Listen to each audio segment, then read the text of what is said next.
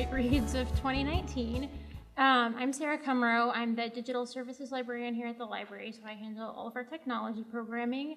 So Michael kind of recruited me to be one of the presenters on some of the books this year that I thought were good. So. And my name is Michael MacArthur. I'm technically now the local history genealogy librarian, though I've been doing this program with various people and by myself for a couple of years since 2014. And it's generally always my favorite program because it's a real, I just get to talk about books. That's not exactly a challenge for me, since lots of good things to read and talk about. So just going over, we're going to be talking about maybe some of the books that are kind of flying under the radar. These were certainly the big ones this year that kind of topped bestsellers lists as well as all of our holds lists. So Michelle Obama's Becoming, I think, was the top-selling book of the year. It was one that had dozens and dozens and dozens of holds.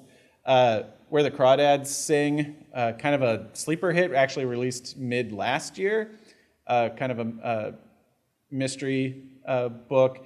However, Reese Witherspoon's book club imprint gave it the seal of approval, and it exploded, and it's been a massive hit and still is. I think I'm still on the wait list to get it, so I unfortunately can't talk about that one.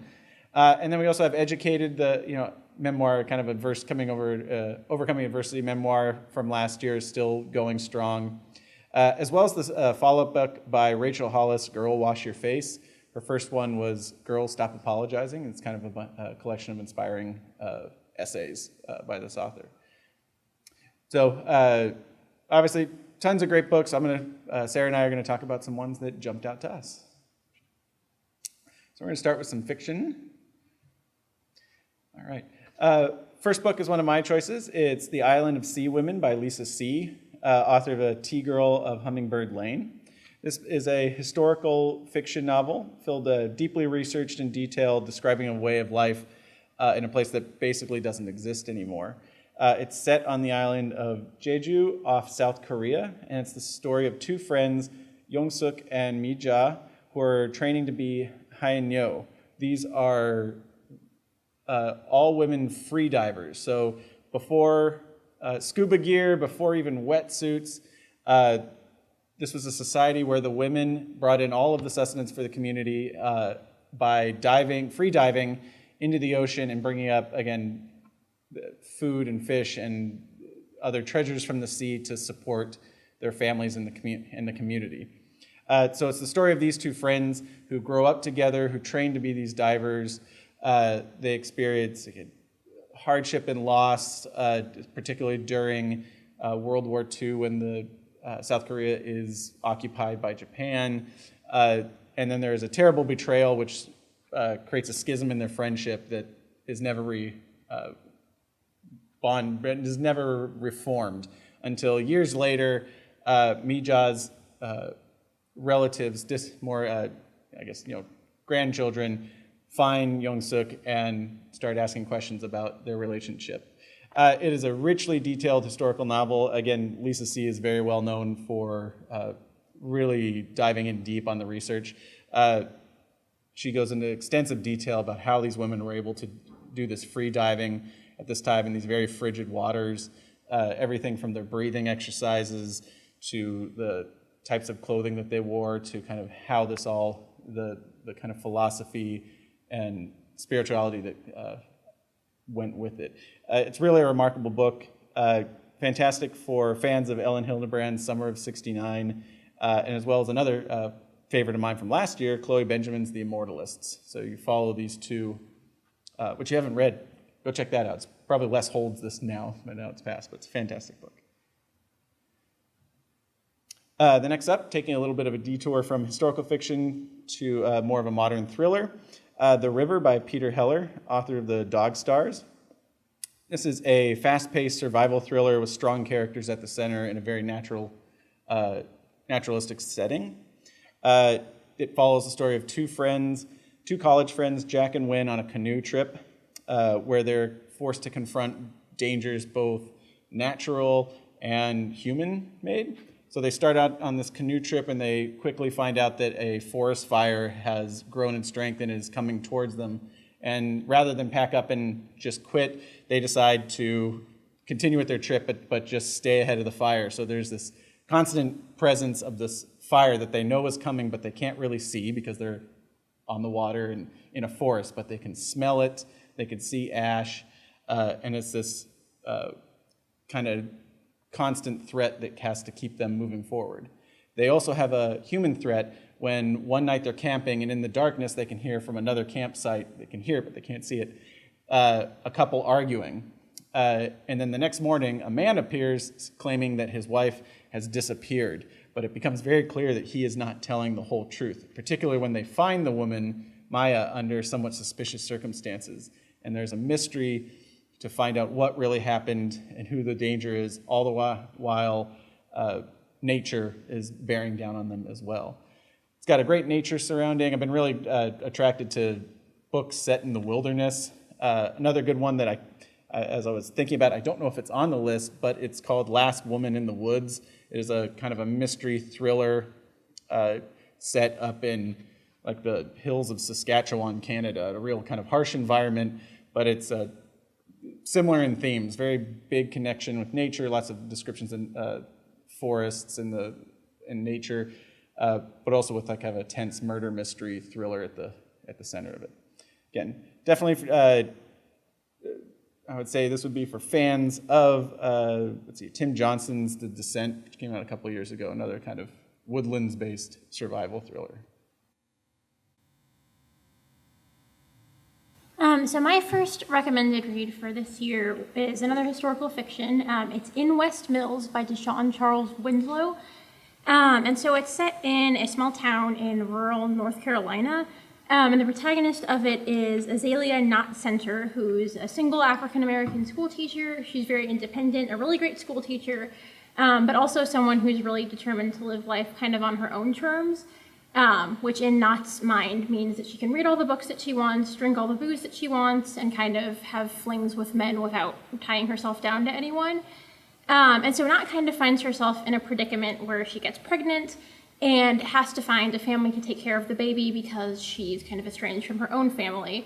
So she kind of joins forces with her neighbor, a man named Otis Lee Loving, who's kind of the fixer-upper in their town. He's this really kindly man who looks after everyone and kind of takes care of them and makes sure everyone's okay.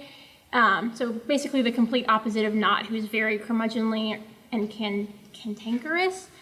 So they kind of have to join forces and kind of find a home for Knott's baby. And using her pregnancy and finding a home for the child, it kind of spawns into 40 years of a friendship between the two of them. And the book kind of follows their lives and the lives of their kids and grandchildren and kind of shows how unconventional friendships can kind of blossom into families of their own, sort of. And I really like this book because I like books that aren't about the most likable protagonist. Knott isn't a very likable person in general. She makes a lot of selfish choices. She makes a lot of really stupid choices, sometimes repeatedly. But the author does a really good job of kind of explaining why she's the way that she is, so you kind of get a look inside her head. And at the same time, it kind of explains why Otis, this really kind and gentle person who kind of, in a less talented author's hands, might just be kind of two-dimensional. It kind of explains why he's the way he is. He went through a lot of trauma as a kid with his own family, and so that's kind of why he has decided to make himself into this person that takes care of everyone around him. And the other reason I really liked it, even though it's Winslow's debut novel, it really has a very like an all-American literature type feel. So it reminded me of a lot of classic novels I'd read, like by Toni Morrison, James Baldwin, a lot of famous African-American novels. It kind of channels that sort of aesthetic, I guess. So if you kind of like novels about unconventional families, unconventional friendships between people, novels that kind of look at how the people around us have the power to change us and help us grow. If you like American literature in general, I would really recommend In West Mills by Deshaun Charles Winslow. And then my second recommendation is another historical fiction by an African-American author. So it's The Water Dancer by Ta-Nehisi Coates. And so he is probably more well known for his book that he published a few years ago, Between the World and Me, which was a series of essays about race relations and being Black in 21st century America. So this is kind of a departure from nonfiction. It's a historical fiction, kind of magical realism fantasy novel that kind of loosely follows the Underground Railroad and the pre-Civil War South. So the protagonist of The Water Dancer is Hiram Walker. He's the son of a white plantation owner and a slave. And so Hiram discovers after his mom is sold into slavery and separated from him that he has a kind of superhuman ability. He has the ability to basically remember almost everything. He can remember everything that's happened to him, everything that people tell him in exact detail. The only thing that he can't remember is what happened to his mother because it was so traumatic that he blocked that out. And later on in his life, Hiram discovers that he has another superpower, which is the ability to kind of conduct himself. So in situations where he's under a lot of stress or in danger, he basically has the ability to teleport himself and other people from one place to another. So these kind of fantasy elements you wouldn't think would work very well with something that's as serious as slavery in the Underground Railroad. But Coates does a really good job of kind of subtly blending this fantastical, magical, realist element with the historical attributes of the book. He actually spent 10 years researching this book, so it took him 10 years to write, and he incorporated into it dozens of slave memoirs, dozens of narratives about life as a slave before the Civil War, and kind of incorporated these narratives into Hiram's character. And the choice of giving Hiram the superpower to be able to remember things was kind of one that he gave deliberately. It's not like a Captain America level superpower like super strength or something like that, but for a slave in the pre-Civil War South, because a lot of slaves were stripped of their identities because they basically weren't given the ability to remember things, they didn't have a right to their families, they didn't have a right to their legacies, to their own history. So the fact that Hiram kind of has this ability to remember everything, he kind of uses it in defiance of his masters, so that he can kind of say, we are people regardless of whether or not you think that we are. And the other reason why I liked it, besides the way that he kind of blends magical elements with historical fiction, is because it does really go into detail about just how controlling and just how rigid the lives of slaves were. So for example, Hiram kind of, for the first part of his life, is raised alongside his white brother as kind of like his brother's keeper. So he's responsible for looking after his brother. He has to train his brother, keep his brother out of trouble. And Hiram at first thinks that this means that he is better than other slaves, which is a lesson he learns very quickly is not the case. And so that kind of pushes him into the path of Harriet Tubman and the Underground Railroad, and he decides to kind of try and free his people from slavery. So I would recommend this book to anyone who likes historical fiction that might be kind of unconventional. Isabel Allende, who wrote a lot of magical realist type historical fiction novels. It's kind of similar to that. It's a really lush, well-detailed book. I actually listened to it as an audiobook, so if you like audiobooks and need an audiobook recommendation, I would recommend this one because the narration is done really well. And if you have read Ta-Nehisi Coates' other nonfiction book, I would also recommend this one as well.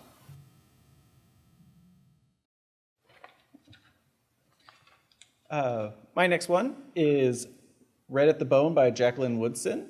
This is her first adult-geared book since Another Brooklyn. She won a bunch of accolades and prizes for her young adult novel Brown Girl Dreaming a few years ago. It's when I first heard of her.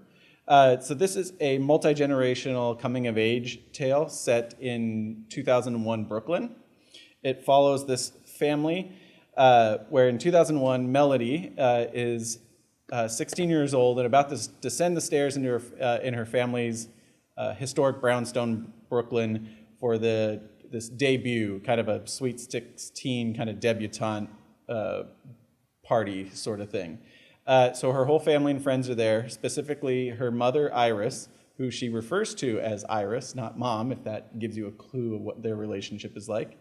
Her father, Aubrey, who is not married to her mom, never got married, and her grandmother, Sabe, and her grandfather, Po-Boy, who are Iris's parents, but Aubrey and them raised Melody when Iris went off to college. So basically, she's standing up. It's told through a series of flashbacks from each of the characters' perspectives. And it starts with Melody sitting there in the dress that her mother would have worn on her coming out day when she was 16, had she not gotten pregnant with Melody at age 14. And it's really this story about how this unplanned pregnancy affected all of their lives.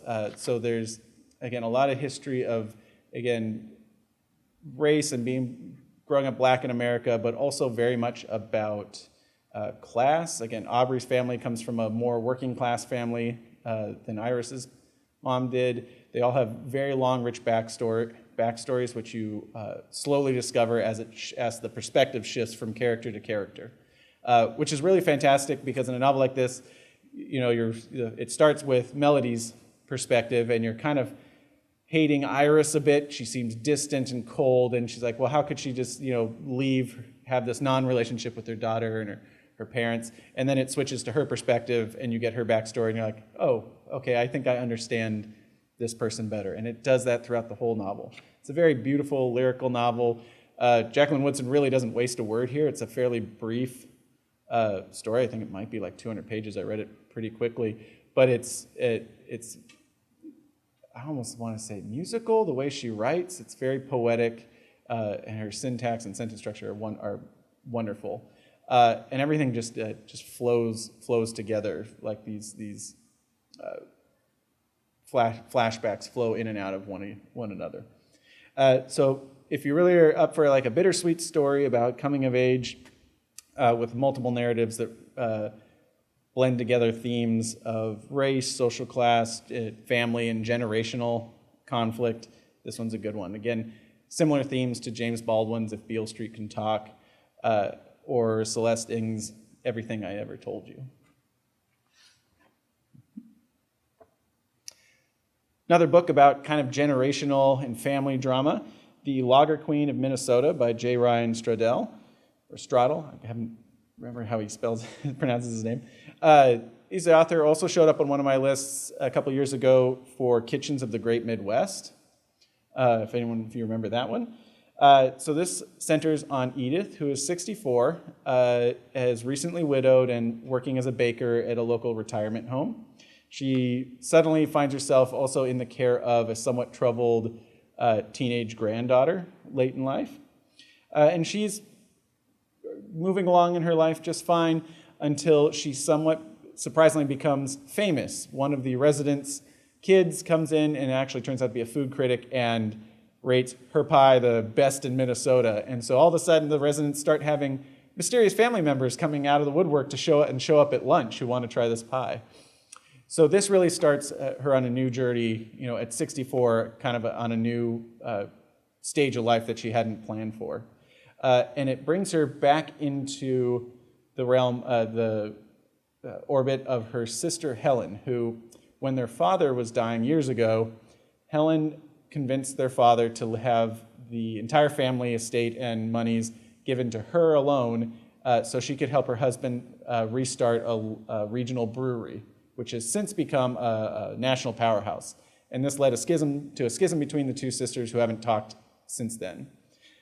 So they're brought back together as Edith's granddaughter discovers a love of brewing and starts working in the brewing industry, and they're kind of brought back together. And it's about, can these sisters, mend their relationship after all these years. Again, wonderful story about these women overcoming adversity and hardships and loss, but it never wallows. It's not a real heavy, I like to call it like soul-crushing drama. You love it's. Those can be wonderful and brilliant and transformative, but you kind of need something lighter afterwards. They can be kind of heavy. Whereas these, it doesn't wallow. It tends towards a little bit of sentimentality, but never kind of goes over the edge and being sappy. And plus, it's and this is something I loved about Kitchens of the Great Midwest. It revolves around a love of brewing, beer, and baking and pie. So there's lots of lush descriptions of grains and baking and ingredients, which is right up there with bookstores as far as if you want to It's like you can do whatever else you want with the plot. If you base it in a bookstore, I probably will read at least some of it. So you base it around things you love. In this case, food and beer. Then you've got my attention. This one would definitely be for fans of Ann Tyler's books, particularly Spool of Blue Thread, if you had read that, or Elizabeth Berg's The Story of Arthur Truelove.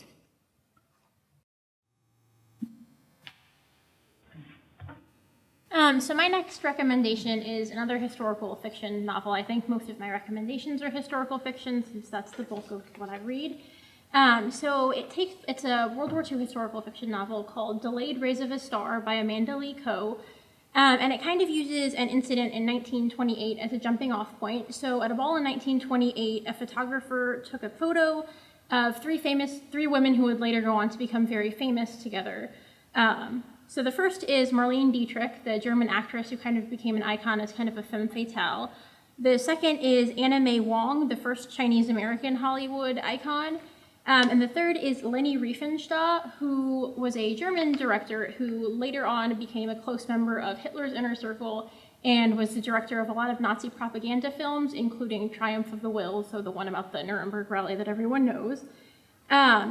So Lee kind of uses this photo of these three women whose lives from that point on became very different and in some ways totally opposite as kind of a starting off point to kind of explore how their lives were affected by the 20th century and the role that they played in history. So there's a couple of reasons why I like this novel in particular. There's a lot of World War II novels that get published every year. I read a lot of World War II novels. But the reason why I liked this one in particular is because, first of all, the narrative style is very unconventional. Rather than just progressing linearly and kind of describing events as they happened, she kind of jumps back and forward in time. So each chapter is kind of a scene or a snippet of either Marlene's life, Anna's life, or Lenny's life, not necessarily in the order that it happened. So it kind of keeps you on your toes as a reader. But all of the incidents and scenes that she picks kind of in some ways are subtly linked together, so you kind of get to see how even unconnected events in history kind of have some connection, which I, as a history buff, just like in general. And another reason why I really like this book in particular is because although all three of these women did things in their lives that some people might find contemptful, Lenny probably more than the other two, the author never really kind of condemns them outright. She kind of leaves it up to the reader to decide and cast their own judgment on all three of them. And she kind of also does a really good job of showing how all three of these women, although they went about it in very different ways, kind of were motivated by the same sort of drive to kind of become famous. They wanted to leave their mark on history, but because they were all women and living in a time when it wasn't very easy for women to kind of do that, they all kind of went in their own directions and tried to do that the best way they could, and again, in some cases, succeeded more than the others. And then the third reason why I liked this book in particular is because a lot of the chapters aren't actually narrated from the perspectives of Marlene or Anna or Lenny. A lot of them are kind of narrated from the perspective of side characters that kind of historically would either play background roles or kind of be omitted from the historical narrative in general. So for example, a lot of the chapters kind of deal with Marlene's late life when she was basically living as a shut-in in an apartment in Paris. And those chapters are kind of narrated from the perspective of her Chinese maid rather than her herself. I thought it was kind of interesting the way the author kind of made these side characters they're really three-dimensional. They have their own struggles and things that kind of impact how they interact with these famous women. So it was kind of interesting as a reminder that even though there's these people that will always be kind of glorified in history or remembered, there's also a lot of ordinary people like us that are kind of in the background that still in some ways kind of have an impact on history as well. And so then my next recommended book is the only one of my fiction recommendations that's not historical fiction, and it's Things You Save in a Fire by Catherine Center. So the plot of this book, it revolves around a firefighter named Kathy Howell. So she is kind of this strong, independent woman, like the ideal, perfect firefighter. She kind of rushes into situations where other people would be running for the exit. She can keep her cool under pressure. She's really calm and collected, and she really lives for her job. And she's kind of on the up and up as a rising star in her fire department. But then Cassie makes the mistake of clobbering a city councilman with an awards plaque at an awards ceremony. And you later kind of find out that she had a really good reason for doing this, but in the eyes of her superiors and the press and everyone else, it's kind of weird that she just randomly went berserk like that. So they kind of give her the choice of either be fired in disgrace or accept a position and transfer to another fire station. So Cassie decides to transfer from her kind of progressive fire station in Texas, where her fire chief is a woman, where they accepted her as a female firefighter, and where they kind of were a lot more tolerant in general. She transfers to a small Boston fire station, which is totally the opposite. So their technology is out of date, and all of their mindsets are also out of date. So it's an all-male fire department until she joins. They're not really comfortable having a woman on the fire force. They kind of haze her a lot. They try and kick her out. So Cassie kind of has to figure out a way to carve her own place at this new fire station and deal with all of the harassment that she's facing there. And at the same time, she kind of has to reconcile with her mother, who she moves in with when she moves to Boston, and who she's kind of been estranged from since she was a teenager, since her mom kind of abandoned her. So a lot of the novel deals with not only Cassie kind of forgiving her mom, but also kind of learning to forgive herself. Because as the novel progresses, you kind of learn that the reason why Cassie's such a good firefighter, why she's so good at keeping her cool under pressure, is because she's been through a lot of trauma, and she's kind of closed herself off to the world.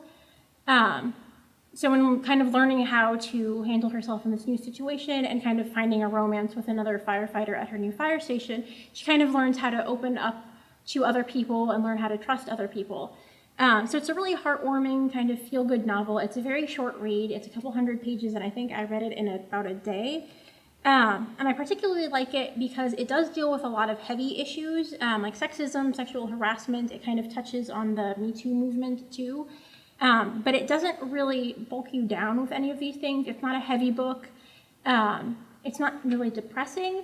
But at the same time, it doesn't treat any of these things flippantly or as something that should just be brushed over. So I really liked it as a kind of a contrast to all of the more serious books that came out this year. And Cassie in general is just a really likable protagonist. She's someone that you really want to kind of cheer for, especially as you kind of come to understand everything that she's gone through. You kind of see how trauma affects people, and it kind of gives you hope that people can kind of grow from what they've been through. And also the romance in the book, I don't read a lot of romance novels, and I kind of avoid them in general. But it's actually really well done in this novel. So it's not the love and the interest in the book. He does help Cassie grow as a person. He kind of helps her learn how to open up, but it's not one of those stereotypical romances where the big strong man comes around and kind of makes the Ice Queen kind of melt and totally change how she acts. So Cassie grows on her own. Her journey is her own journey, and no one kind of takes that away from her. But the romance is really cute and sweet. So I would recommend this book if you're looking for something lighter to read, if you like kind of lighter women's fiction that kind of still deals with serious issues without kind of just glossing over them. If you're looking for a fast read, I would definitely recommend this one. And if you just like firefighters in general, Catherine Center, her husband, I think, is a firefighter, so she incorporated a lot of like factual information about how fire stations work and things that I didn't really know about, but that were really kind of interesting to read about.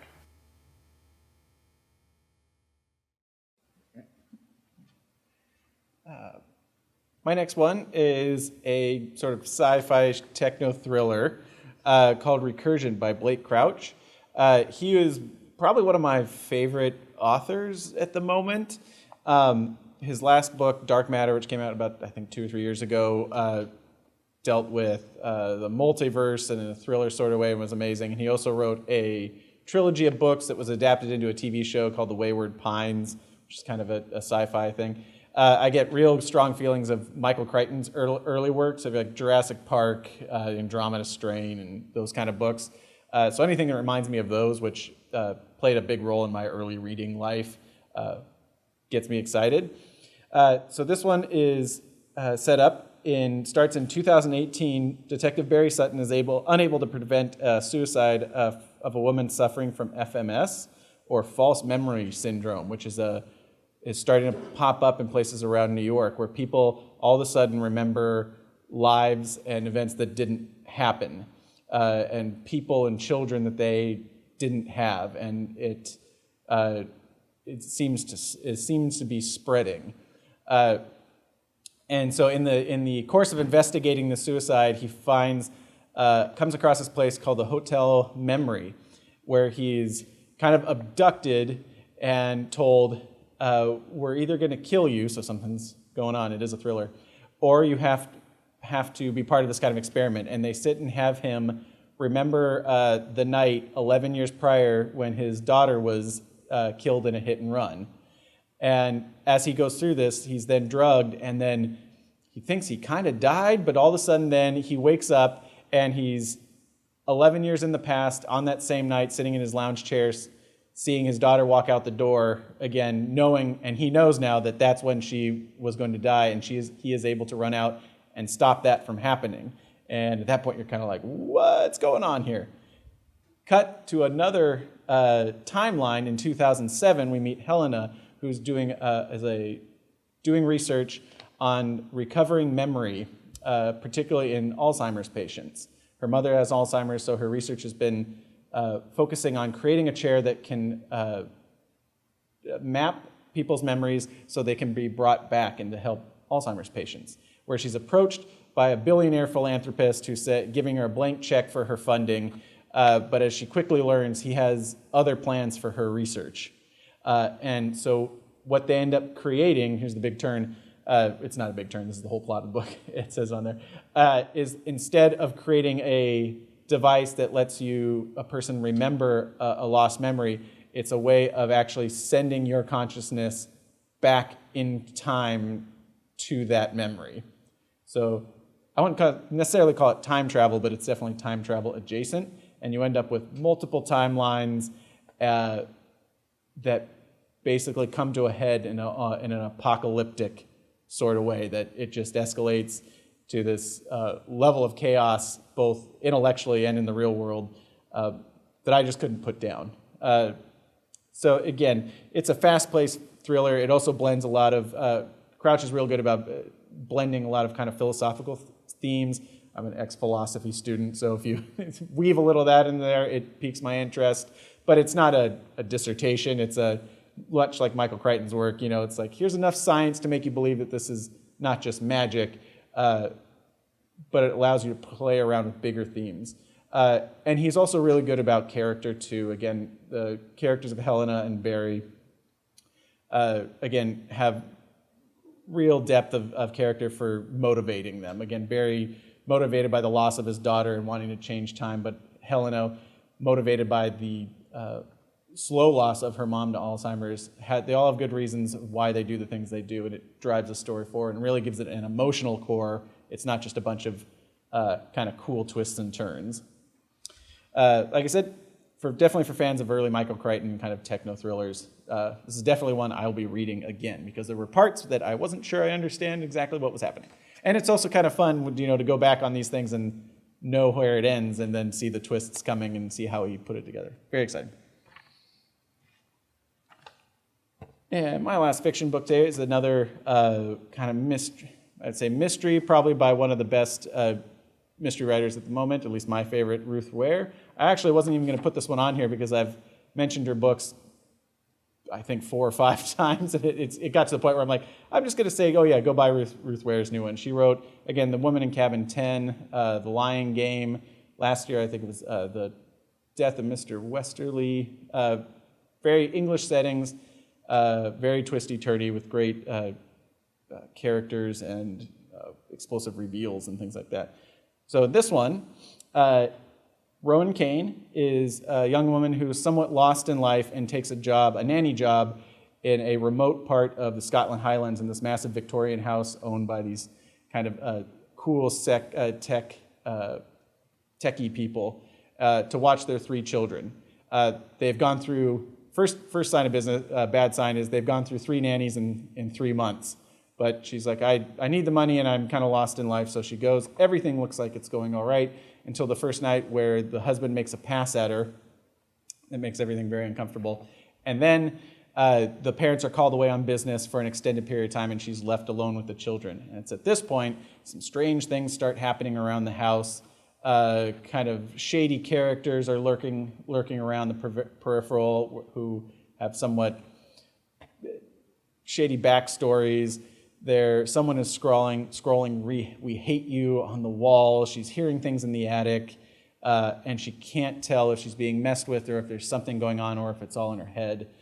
So there's this sense of paranoia. She also knows that she's being watched all the time because we're in the surveillance age, and she probably have a nest in there, and she knows the parents can check in on her. The kids are acting mostly fine except for an older teenage one who really is clearly trying to get her fired for reasons that come to light. And so basically, if this sounds vaguely familiar, and if the title didn't give it away, this is actually a play on the structure and the story of Henry James' Turn of the Screw, the kind of quintessential Victorian ghost story tale of is she going crazy or are there ghosts? You don't really know.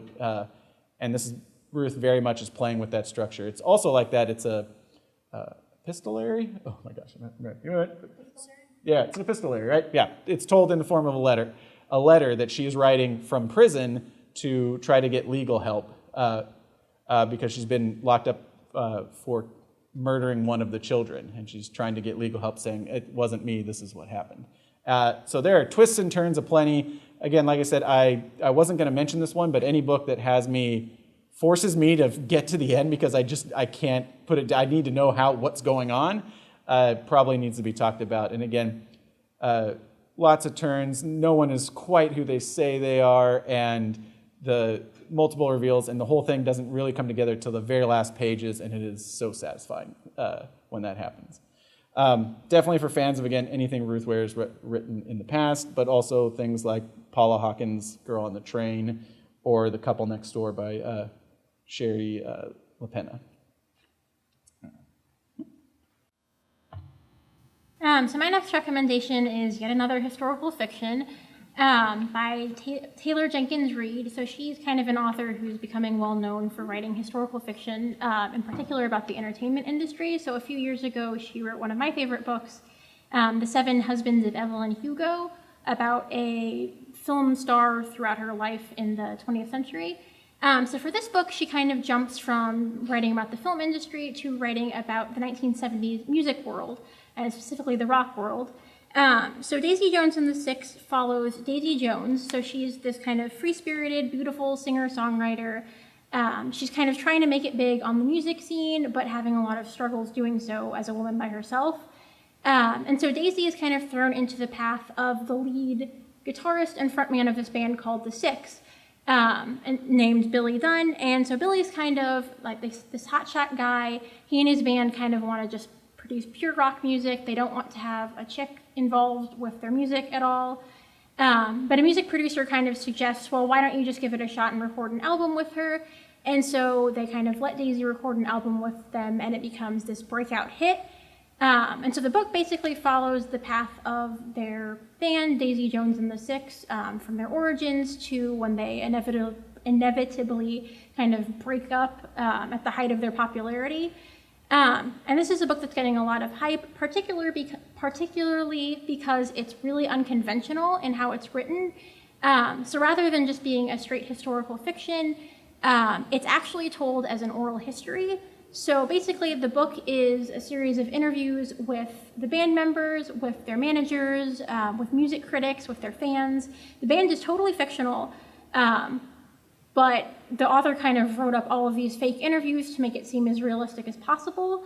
And she also kind of went to the extent where she actually wrote a fake lyric book of all of the band's lyrics that they kind of talk about in their interviews, that she kind of included at the back of this book.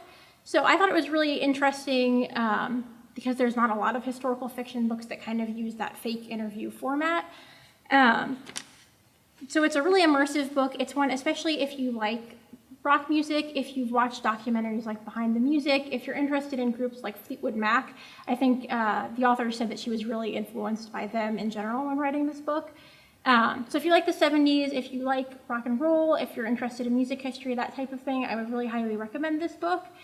And even if you don't, if you're just like me and like oral history books or books that are kind of in this fake interview style, it's one that's kind of unconventional, and it's a really gripping and fast-paced read. It's not really that serious. I don't think it like addresses any like serious issues, but it's a really fun book to read, especially in the winter when you have nothing else to do.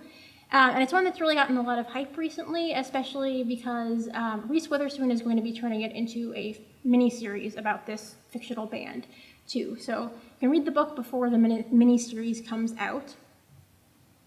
And then my last fiction recommendation is yet another historical fiction book. So it's The Night Tiger by Yangtze Chu.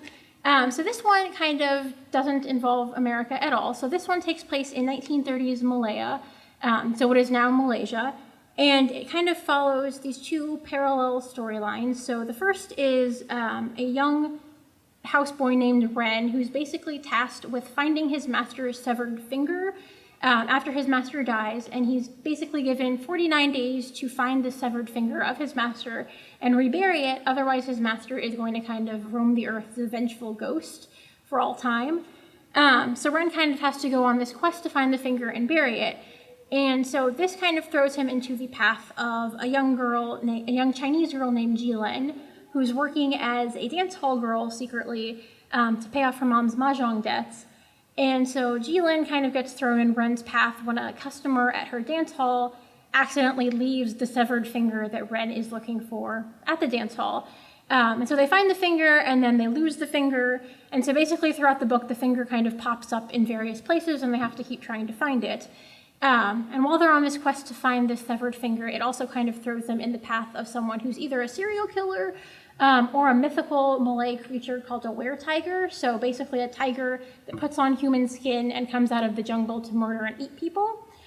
So it kind of, the whole book kind of weaves a lot of Chinese mythology, a lot of Malaysian mythology and superstitions into it.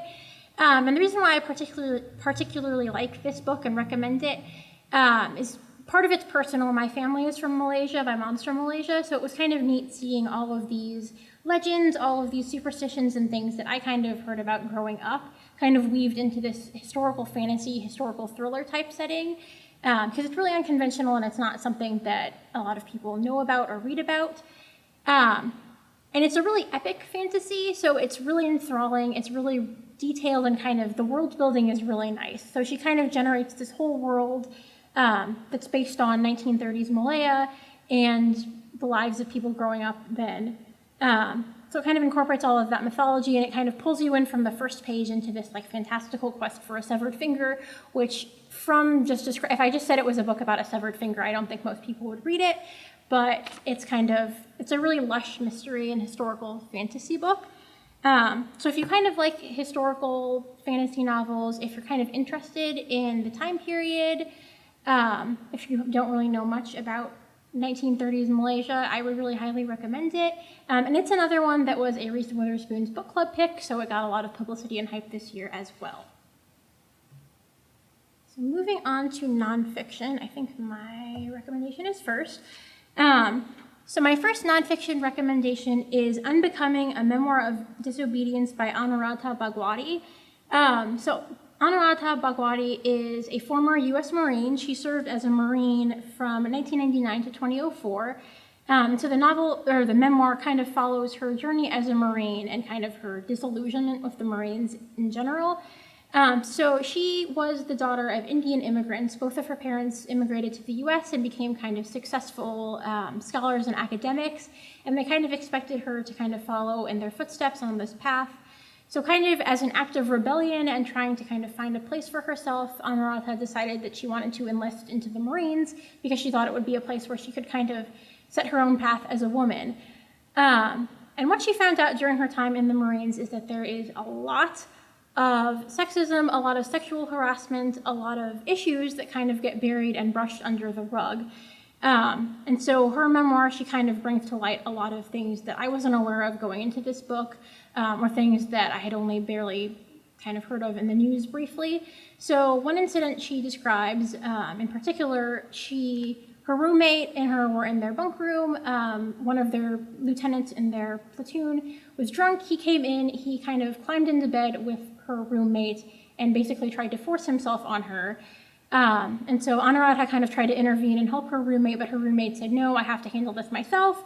And so kind of had to negotiate her way out of that situation like she was handling basically a hostage situation. And although Anuradha kind of brought up the lieutenant and what he'd done to their superiors, nothing happened. And that's kind of the recurring theme to all of these incidents that she experienced, is that even when she had a lot of evidence, even when multiple people kind of came forward with their testimonies that they'd been assaulted, that they were being harassed, nothing happened. The men that kind of assaulted them kind of were either protected not only by the men in their platoon and in their chain of command, but also by females as well, because there was just kind of this general attitude that they basically had to sit down, shut up, and accept it. And so eventually Anuradha kind of got so disillusioned with this that she decided to quit after a particularly grueling incident where one of the men that she was in charge of was kind of harassing some of the females in their platoon. And Anuradha kind of had him investigated, and they had enough evidence to bring up charges against him and file a case against him. But the case was basically dismissed because their commanding officer said, oh, you're just trying to ruin this man's reputation. And so she decided to leave, and the man that she had filed the case against actually became her replacement too, and kind of a not that nice twist of fate. So after she left the Marines, Anuradha became the founder of SWAN, so the Service Women's Action Network. And so they're kind of a Washington organization dedicated to kind of protecting and promoting the interests of female service women in Washington, and kind of bringing to light all of these injustices that happen, and kind of bringing to light just this whole culture that kind of lets these men get away with these kind of harassment things. And so I really highly recommend it. It's not an easy read. She is very angry. She's a very angry person. She was diagnosed with post-traumatic stress disorder after she got out of the Marines. But a lot of her anger, she kind of turns inwardly. And she's not just angry at the people who assaulted her or the people who kind of let the men who assaulted her and assaulted her fellow service women get away with things. She's kind of angry also at policymakers, at journalists, at people who she kind of thinks treats service women in general as statistics and pawns to kind of promote an agenda, whether it's a right-wing or left-wing agenda. And she's not condemning the military as a whole, and she's not necessarily condemning male soldiers. And she does go into a lot of detail kind of describing how this kind of military culture, this culture of misogyny, affects male soldiers as well, because a lot of these male soldiers were kind of allowed to get away with whatever they wanted while they were in the Marines. When they returned to civilian life, a lot of them not only had post-traumatic stress disorder, some of them would assault their wives, get pressed up on criminal charges for assaulting other women, that type of thing. So it's a really eye-opening book. It's not an easy read. It's not one that you'll get through quickly, but it's one that I would highly recommend because it does bring to light a lot of issues that are ongoing throughout the armed forces. And then my second nonfiction recommendation is another memoir that's not necessarily the easiest read, The Unwinding of the Miracle, a memoir of life, death, and everything that comes after by Julie Ip Williams. So this one was actually published after the author's death. It was published this year, but Julie Ip Williams actually passed away from colon cancer last year. So this memoir is actually kind of a compilation of her blog entries that she wrote after she was diagnosed with colon cancer. And she kind of talks about her journey dealing with her diagnosis as well as her life leading up to her diagnosis.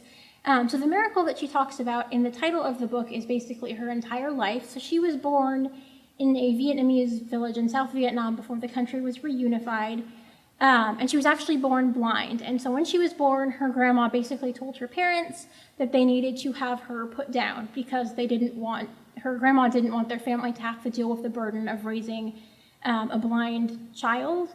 So her parents took her to an herbalist to have her euthanized, but when the herbalist refused to have her euthanized, Julie's grandma basically assented to raising her and to accepting her as her granddaughter. So flash forward a few years, Julie and her family had to escape Vietnam as refugees, And so Julie and her brother were able to come to California, and she kind of was able to build a life for herself in California. She had surgery to allow her to see for the first time. She was able to graduate successfully from Harvard Law and have a career kind of as a lawyer and a scholar. She was able to start a family, so she had this really great life, and her entire story was kind of a miracle. And then she got diagnosed at the age of 38 with stage 4 terminal colon cancer. So Julie decided kind of, rather than to take her diagnosis lying down, rather than to wallow in grief about dying, she wrote a blog to kind of come to terms with her diagnosis and also to kind of leave something behind for her 2 young daughters to remember her by.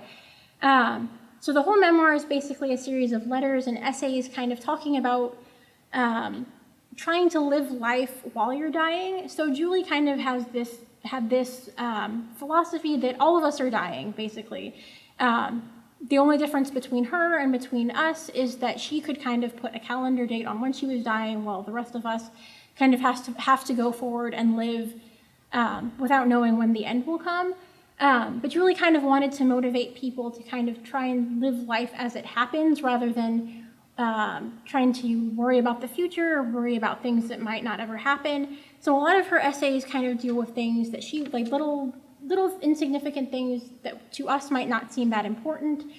She talks about things that she'll miss, like just doing the laundry with her husband, picking up her daughters from school, little things that she'll miss when she's gone.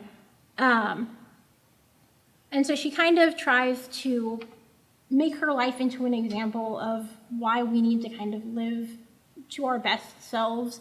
Whether or not we know that we're dying, we are eventually going to die, and so we just kind of have to try and do the best and be the best people that we can be. So I would highly recommend this if you like memoirs in general, or if you're looking for kind of an uplifting read that's at the same time a little bit depressing. I did cry a lot while reading this book, since knowing what happened to Julie and kind of knowing how her family had to deal with her death. But it is really uplifting, and it is one that kind of, I feel like, changed me as a person after reading it, so it kind of motivated me to live a little bit better and to kind of live more in the present rather than worrying about the future so much as well. So that's The Unwinding of the Miracle by Julie Ip Williams. So I have 3 nonfiction books.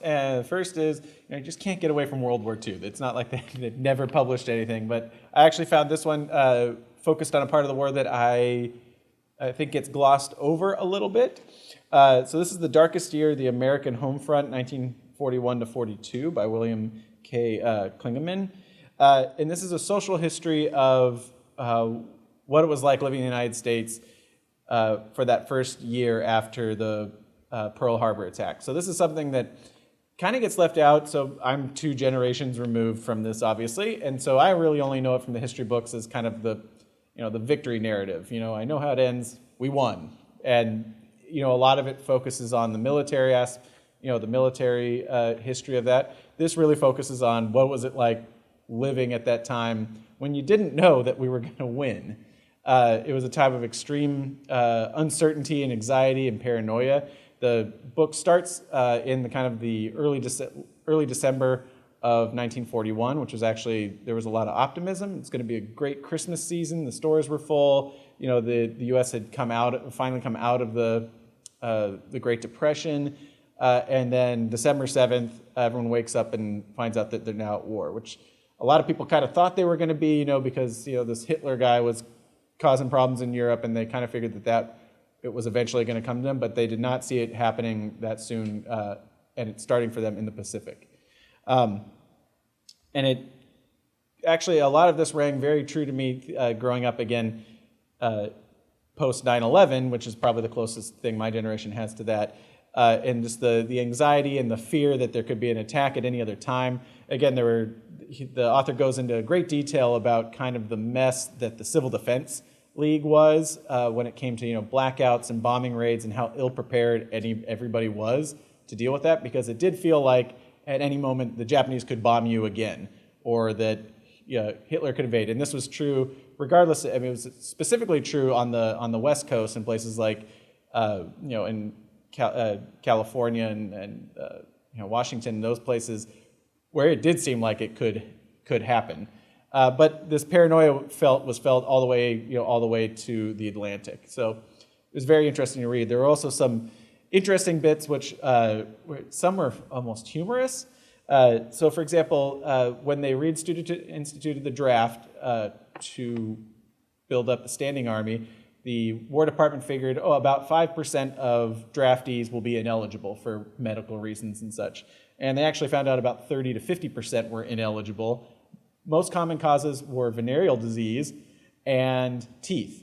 You had just come out of the Great Depression. People didn't go to the doctor a whole lot at this time. And so they were very concerned that they did not have a very healthy, population to, fight the Axis powers with. The War Department, this is the funny part, also had to get rid of excluding reasons why they wouldn't accept you, including tattooing of an improper nature, which is hilarious now if you've ever met anyone in the military who isn't, particularly enlisted men, if they're not covered in tattoos, that's a surprise. But also, you could be denied for being, quote unquote, extremely ugly. Had real high standards for who they would take back in 1940 or pre-41. Also, something that rang very true is there was this vacuum of information after Pearl Harbor. Some of it due to government censorship. Again, they did not want the enemy or the public to know quite how bad it was. And again, if you know anything about World War II, the first 6 months did not go well for the United States. It was pretty much nothing but losses until midway. But people needed to know, and again, no TV, no internet. You had, FDR's fireside chats on the radio. You had some newsreels, in the theaters. That was pretty much it, other than a morning and evening paper. And so they had stories of people calling in the operator just to see if they knew anything else, which was funny because the operators knew even less because they were in the bubble of their work with everyone calling them. Anywho, and it also shows the beginnings of Japanese internment. The suspicion of the Japanese had already started, and basically arrests and internment started almost immediately, which is kind of the dark part of American history on the home front. Again, definitely fans if you're into World War II history or American history. Another kind of a shout out to another book that I'm looking forward to reading because I liked his other World War II trilogy. Rick Atkinson's, who did Army at Dawn, he wrote a trilogy of books that I think Army at Dawn won a Pulitzer for history writing, focusing on World War II. He has a new series that just started on the Revolutionary War, and the first one came out came out this year called The British Are Coming, and it's going to be a trilogy focused on the Revolutionary War. So if you got any Revolutionary War buffs in the family, hey, here's a good Christmas gift there.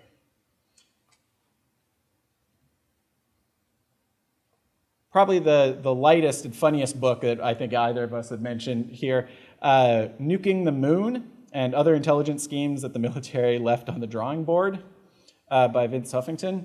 Huffington here is a historian for the International Spy Museum, and he's looking at we always hear about the grand experiments that succeeded, whether it be, the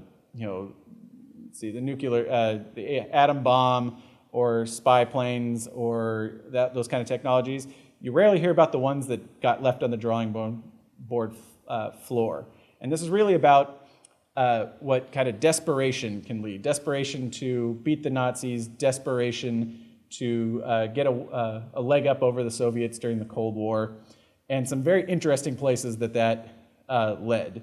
Truly sums up the statement, there are no bad ideas in brainstorming. And it's really amazing that a lot of these went beyond brainstorming. So the book is broken up into 4 sections. Animal Kingdom, which it's kind of funny, but it's also really sad of what we put animals through. But for example, they had spy cats, where there was a program to surgically wire up cats to spy on people with recording devices and things like that. So they could, because cats are sly, no one suspects a cat, they can get into places and then record Soviets or, in embassies and things like that. So they got the recording part to work, but if anybody has ever, spent any time with a cat, it's really hard to train a cat to do what you want it to do, and they never really figured that part out, so that was abandoned. They also had explosive bats during World War II as they were trying to figure out a way to bring the war in Japan to a quick end because, again, they were desperate to avoid invading mainland Japan because of the incomprehensible death toll that would follow. So one of the plans was, well, all Japanese houses are made of wood, so we could, burn them out, basically. Well, how do we do that? Well, they all have awnings. What likes to, go into rooftops and things? Bats. So we'll attach explosives to the bats. The bats will release the bats. They'll never see it coming, and they'll, burn Tokyo to the ground with explosive bats. So they got pretty far with this. However, they had lots of mishaps with trying to get the bats to wake up and fly in the right place. They eventually kind of made it work. Unfortunately, the bats, they were testing out in the middle of the desert, and the bats ended up flying into an American military base and burning the whole thing to the ground. And in a great irony, the commander there wasn't even allowed to try to save his base because the whole mission was top secret, and it couldn't let the information about the explosive bats get out.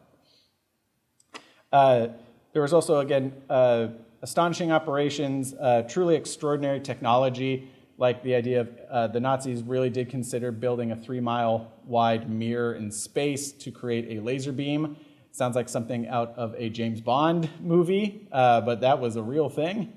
And then finally, fun with nuclear weapons. So at the dawn of the nuclear age, when it became clear that nuclear warfare might not be a great idea, they was like, well, we have all these weapons, we got to find peacetime or civilian uses for nuclear weapons, things like with mining and whatnot. And one that just keeps coming up, and I swear I heard this, this came up again quite recently, is nuking hurricanes. This is not a new idea. They've been talking about this since the 60s. And they gave it serious consideration. A couple of guys really believed that this could do something, but when they really worked out the math, as powerful as nuclear weapons are, they are just a small fraction of the power that's contained within a hurricane. It would do very little, and they really could never figure out how to avoid fallout. So even if you move the hurricane a mile or two to the left, you would, basically irradiate all of the Carolinas in doing so. And so that never panned out, though there were some people who were true believers who really thought it could work if they just applied themselves.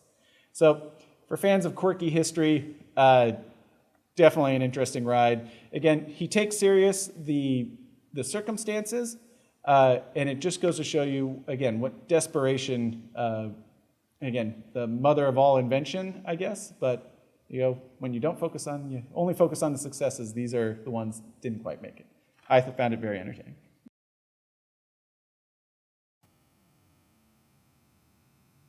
Okay, so my last recommendation for today is Say Nothing, A True Story of Murder and Memory in Northern Ireland by Patrick Braddon Keefe. So this is ostensibly, it's a true crime book about the murder of Jean McConville, but Keefe kind of uses this murder as a way to kind of illustrate just how bloody the Troubles, so the 30-year-long conflict between the Catholic Republicans and Protestant Unionists in Northern Ireland actually was. So Jean McConville was a widowed mother of 10 children who was dragged from her home at gunpoint by masked kidnappers in December 1972. Her children never saw her again. No one knew what happened to her, and her body wasn't found until 2003. And it kind of became one of the most notorious murders of this time period, which was very bloody in general, particularly because unlike most people who were killed as informers, because that's why she was kidnapped and shot, unlike most people who were kidnapped and killed as informers, they didn't leave her body out in public for people to find as an example and as a warning. And no one really ever knew who was responsible for killing her or for ordering her killing. So Keefe kind of investigated. He found a series of interviews done by Boston College with former Irish Republican Army IRA fighters. And so these interviews weren't released to the public until very recently because they weren't allowed to be publicly accessible until after these IRA fighters had died. And so two of the IRA fighters who were interviewed basically described in detail kidnapping Jean McConville, taking her from her house, how they killed her, why they buried her, where they buried her, that type of thing. And so with Jean McConville in particular, her case was kind of tragic because when they kidnapped her, they didn't really realize that she was the mother of 10, which was kind of why they decided to disappear her body rather than leaving it out in public. But Keefe kind of uses this famous killing to kind of just illustrate how complicated and bloody the Troubles were. And so it's easy kind of when you just look at a brief history of the Troubles in a history book to say it was Catholics versus Protestants. You were either on one side or the other. But even just looking at Jean McConville's life, so she was born Protestant. She married a British, she married an Irish Catholic man who was serving as a soldier in the British Army. And at the time of her death, she was actually living in an apartment building in Belfast in a Catholic neighborhood. And her apartment building was an IRA stronghold. And her neighbors kind of ratted her out as supposedly being an informer, although most of the evidence against her was very superficial, and that's why she was killed. So McKeefe kind of uses her death to kind of show that it wasn't anyone could basically get kind of caught up in this conflict. Ordinary citizens died every day in bombings and shootings and riots, that type of thing. And he also kind of uses it to show how the legacy of the Troubles still kind of continues in Northern Ireland today. So while he was going through these interviews with these two IRA fighters who said they were the ones responsible for Jean McConville's killing, both of them kind of outed a well-known Irish politician, Gerry Adams, who actually was one of the politicians who brokered the Good Friday Agreement that ended the Troubles.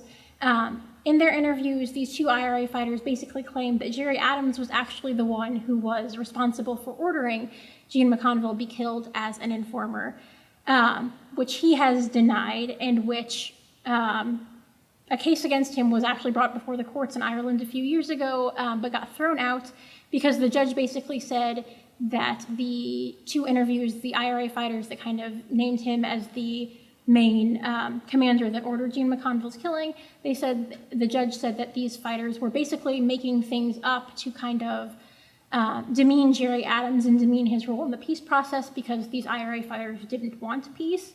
So it's still a conflict that even though the conflict itself has ended, trying to figure out what happened, who did what during the conflict, even people who later on became involved in the peace process and trying to end the conflict, like Gerry Adams, potentially have blood on their hands. So it's something that's still very fresh in the lives of people in Northern Ireland. And so I really highly recommend this book. If you don't know much about the Troubles in general, as I did not know much going into it, I'd read a few memoirs of people growing up during this time period, but had never kind of looked at a larger history of it, so I didn't really know how complicated and just how bloody it was. And I also kind of recommend it to true crime fans in general. Patrick Keefe has written some other true crime bestsellers as well. So it's a really compelling, gripping true crime narrative, but one that kind of also goes into really great detail with a lot of the things that happened during the Troubles and kind of bringing this kind of murky time period in world history to light. So I would really highly recommend that one. And my last book and the last book of our talk today is The Vinyl Frontier, the story of the Voyager Golden Record by Jonathan Scott. So well before my time period, but I only recently learned kind of in detail what this was. So this was the record created in 1977 and attached to the Voyager spacecraft that was shot out and designed to go basically document our entire solar system and further, and to my knowledge, it's still out there and it's still sending images and information back to NASA. So on it is, basically what they have here is a mixtape for planet Earth, circa 1977. It was created over the span of 6 weeks by Carl Sagan and astrophysicist Frank Drake. And it basically just goes through the step of NASA saying, oh, we should do this. Who would we get to put this together? How do you decide what songs and sounds represent the planet? And so there's a lot of discussion. It kind of goes to discussion of how each track made it on there and kind of their order, their thought process, why certain songs are there and why some aren't. There were people argue why it's like, oh, why we need to put Mozart, and people, Mozart is a hack. We don't put him on there. And they're like, really? No, it's only Beethoven has to be up there. I think his fifth is what's on there. Why did Chuck Berry end up on there? Again, Johnny B. Good ended up on it to represent kind of rock and roll, not the Beatles. And the short answer is the Beatles were too expensive, so they put it on there, which is oddly enough one of the reasons why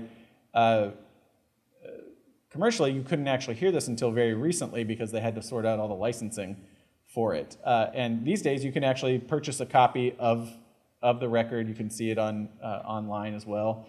It was really fascinating. I actually came across it there, and then found this book this year, and I found it to be a very uplifting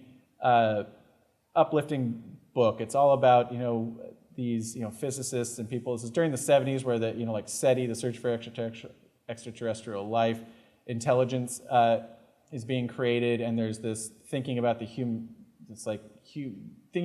race and communicating outside of our world, and it's very, I'd say, not utopian, optimistic, almost maybe a bit naive, but optimistic. But that's kind of how they looked at it, and so great again quotes and stories about Carl Sagan, who kind of definitely captured the imagination of people, with cosmos and things like that, and his books and writings and teachings. So if you're a fan of, again, astronomy, if you're a fan of music, again, Scott, the author, is a music writer by trade, so it reads kind of like it's a very humorous and fun read with lots of asides and almost kind of like liner notes.